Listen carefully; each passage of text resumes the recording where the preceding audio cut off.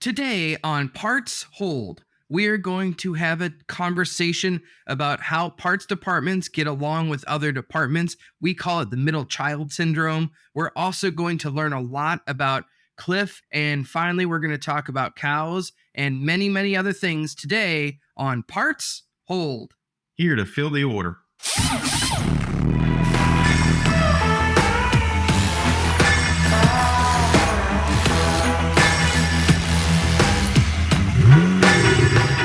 Cliff, I hope you're having a great day today. I thought we could play a game. Let's play guess what state we're in based on the pictures in the background. And for those of you that are listening and not watching, Cliff's background has a picture. I'm gonna guess. I don't know. I think he's probably in like one of those hotels where it's got like a little kitchenette and like a sofa, like it's a suite.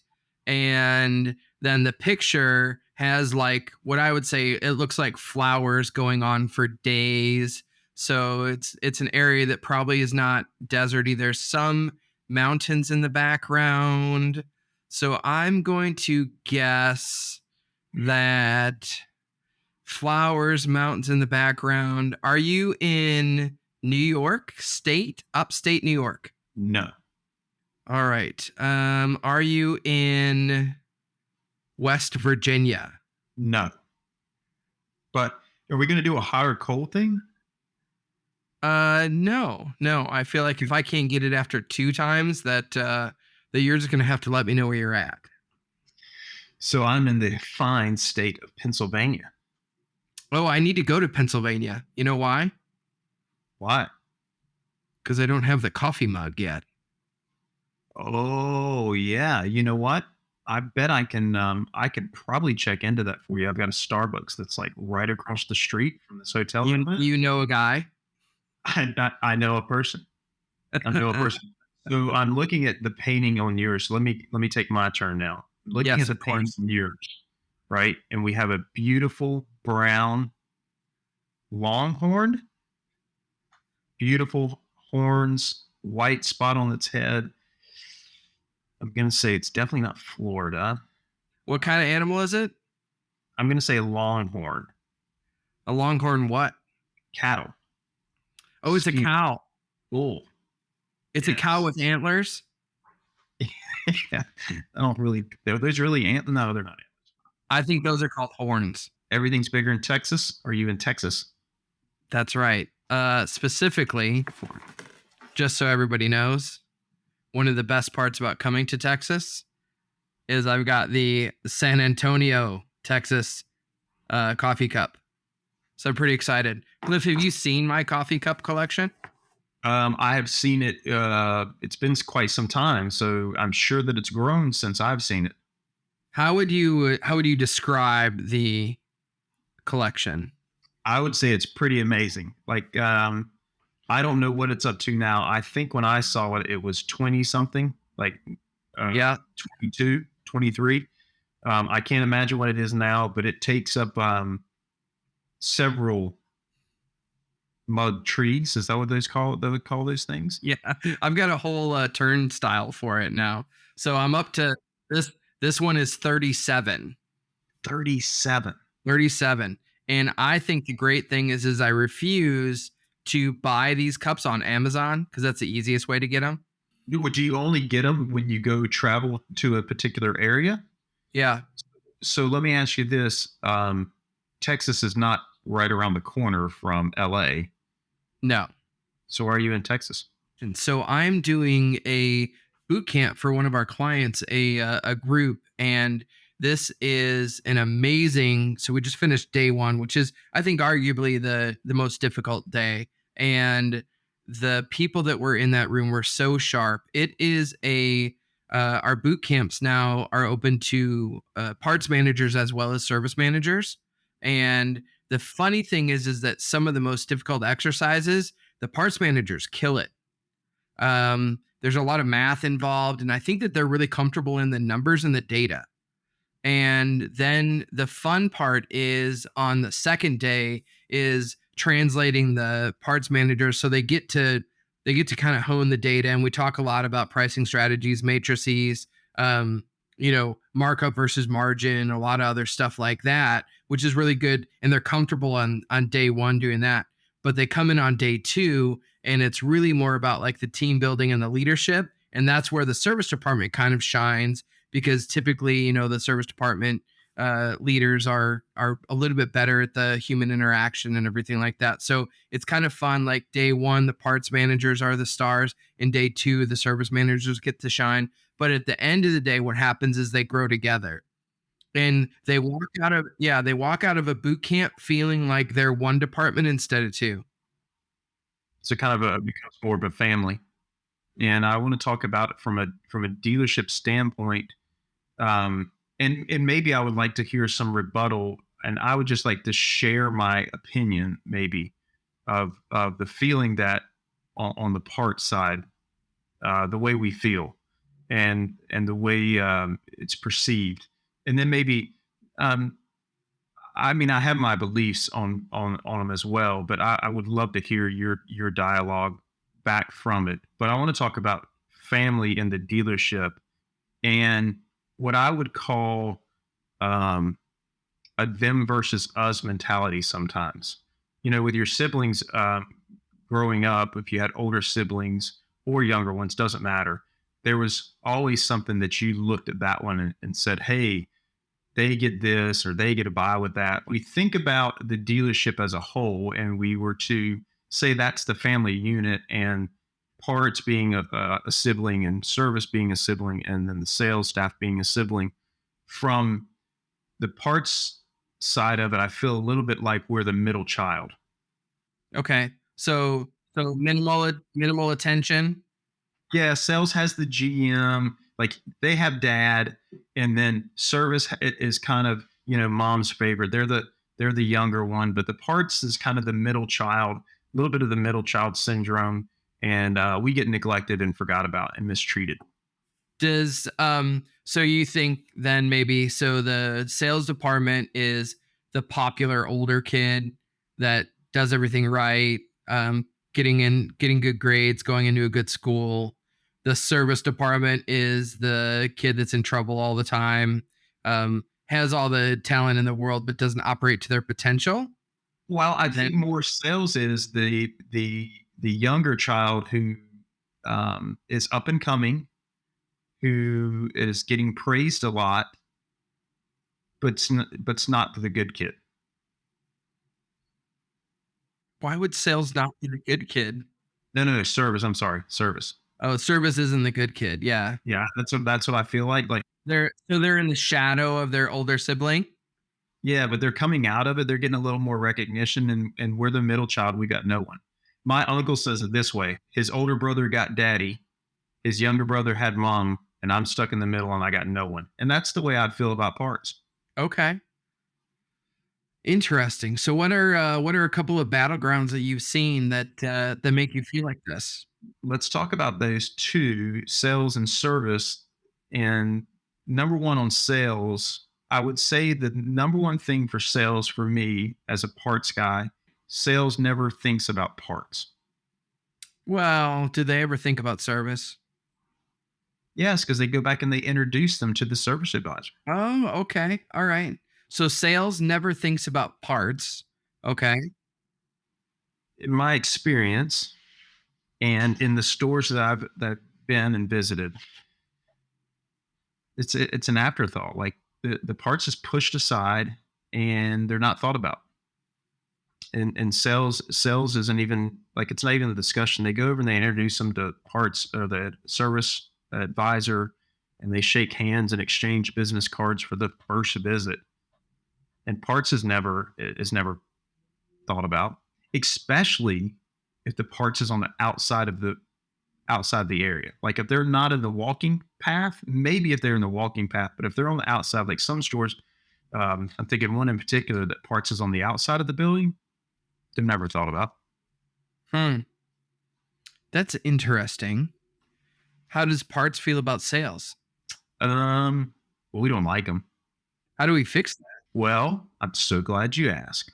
I have a couple different thought processes that I would like to share with you. Okay. And so, number one, I'm wondering from a parts point of view, because I think if we were to poll parts managers out there, I think they would agree that sales doesn't think about them. But I want to look at it from what can control and what can I fix. And I know for certain I can get involved in that process.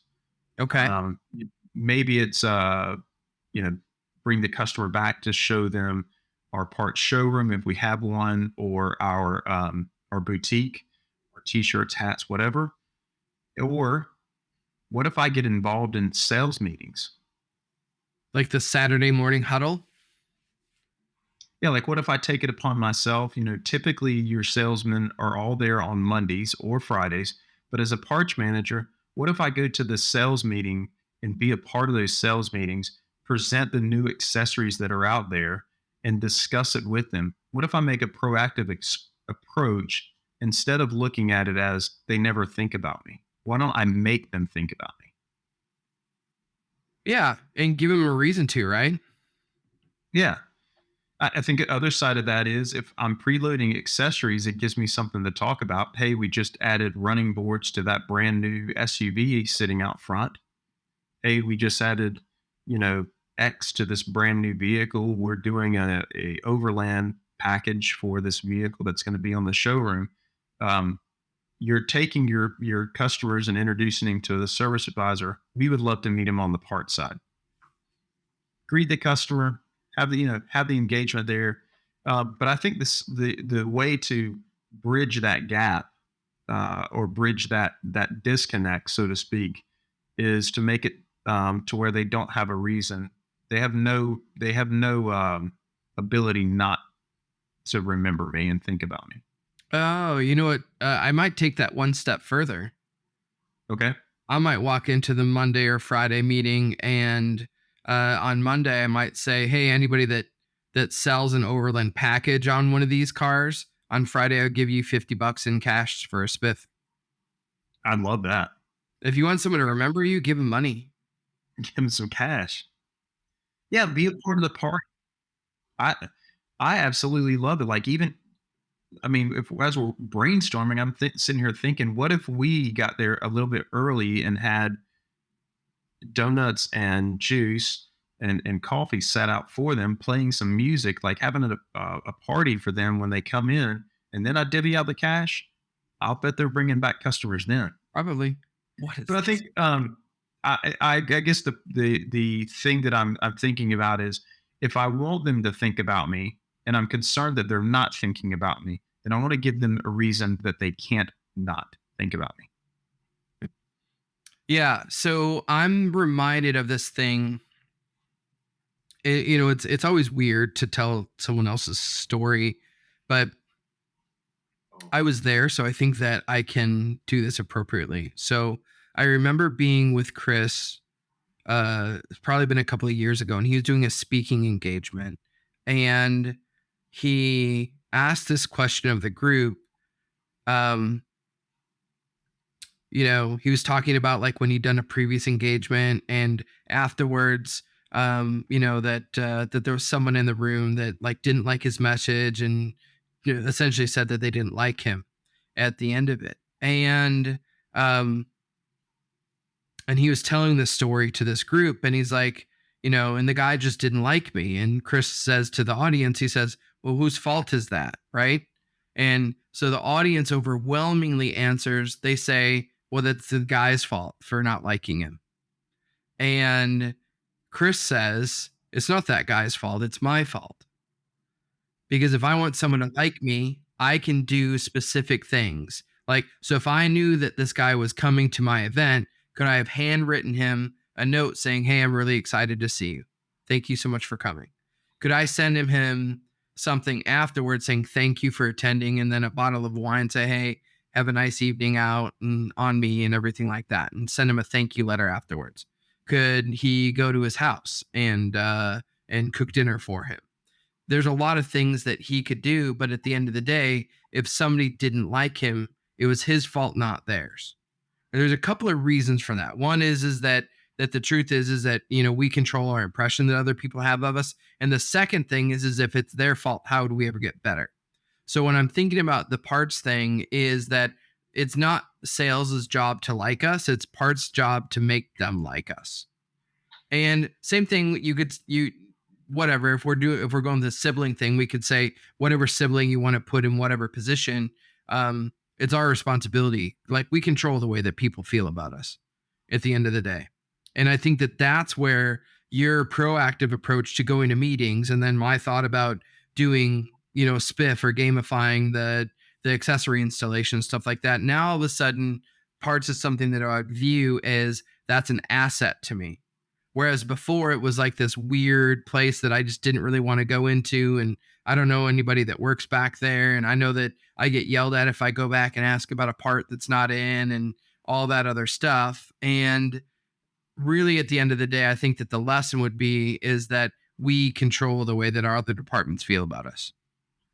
Well, so let's think about maybe that as the backdrop, because on the service side, there's a couple of things that I would feel um, from a parts manager standpoint, or even a parts counterperson standpoint. Um, they're always blaming me, right? They're using me as the scapegoat. Yeah. I feel like they're always undercutting my pricing. They never order the correct part, and And then it's your fault when the wrong part comes in after they yeah, order the it's wrong my one. fault. And they make my special order bin atrocious. Yeah. So when you're thinking about that, like let's kind of look at a couple of those. In particular, the last one, because it's a hot topic. Yeah, because it's obsolete inventory at the end of the day. Yeah, it's contributing my obsolete inventory. It's making a mess of things. Um, it's probably throwing my stock order out of whack, or um, my order percentage breakdown from stock order to customer orders. So it's probably throwing that out of whack too. And service never calls the customer, Right. and then they always say that they didn't know the part was there. So in thinking about that, what's your thoughts on that? Just regarding like special orders. Well, just the fact that service screws up the special order process. Yeah, but we're the one that punch things into the computer, right? On the part side. At the end of the day, a special order part, I'm going back to like my service advisor world, but my belief was always if I had a customer in and they left and they didn't have a part in, I didn't want to give that to anybody else. So I would never blame it on the parts department if they didn't do something, because it was my fault for not following through. Now, on the flip side of that is if I was in the parts department and I looked at that special order bin, the only thing that matters is it needs to get empty, and I don't care who calls. Doesn't matter. So I like the thought, you know, if we're saying, hey, we're the middle child and we're not getting any attention, why couldn't we start to build a relationship with a customer and be like, hey, this is Cliff. I'm calling from, you know, blah, blah, blah Motors parts department. I want to let you know that this special order part came in. I'm so happy. You know, normally we have to wait 2 months for this part. Yours came in a week. So I'd love to get you set up, and I can transfer order service to get the appointment set up or whatever. But I'm so glad to tell you that it's here and we're ready to put it on your vehicle. I love the idea of taking ownership from a parts side, because most of the time parts managers want to take ownership of the parts department anyway. They want to own that thing, the inventories, the pricing structure, all those things. So as a parts manager, I could make the call. I could set up a some type of mailing system to let the customer know. Like I'm thinking of the couple touches kind of method. Call them, message them, text them, send it by a pigeon, whatever it takes. But me taking ownership of that is a lot different scenario than me always saying they're blaming me. You know what I'm saying? So I'm kind of playing a little bit both sides. I'm saying, hey, this is the way we feel, but what can we do to fix it? I want to think about a fix for it. I want to think about how can I take control of getting rid of my special orders, because in the end, the ownership of the store only cares about the parts and the customer getting taken care of.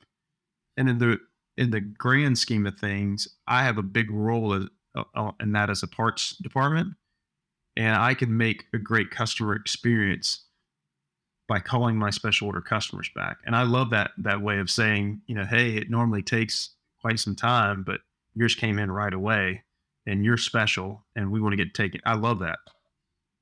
Yeah, I just think that we just have to take responsibility for it. At the end of the day, the best thing would be that both people call, right? Like as a service customer, my service advisor, I would expect them to let me know what's happening, and as a parts department, I would expect them to clear that shelf.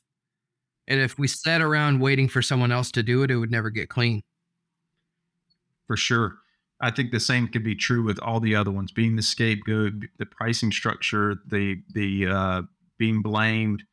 I think that's equated by really good communication. Like I've been to a couple stores recently um, that, and I think in one of in particular, that the parts manager is always over in service. Like he's over there quite a bit, and he's just getting engaged in the process. Like he's even talking to customers in the lounge. It's really kind of cool. But he's engaged in it. Like he comes to their morning meetings. So the same could be true. They're a little bit parallel there from the sales side when we're talking about morning meetings. But what better way to be involved in something than to just jump in and dive in and get involved in it, and then I become a partner with them and less of a individual that's over here that's not part of the family.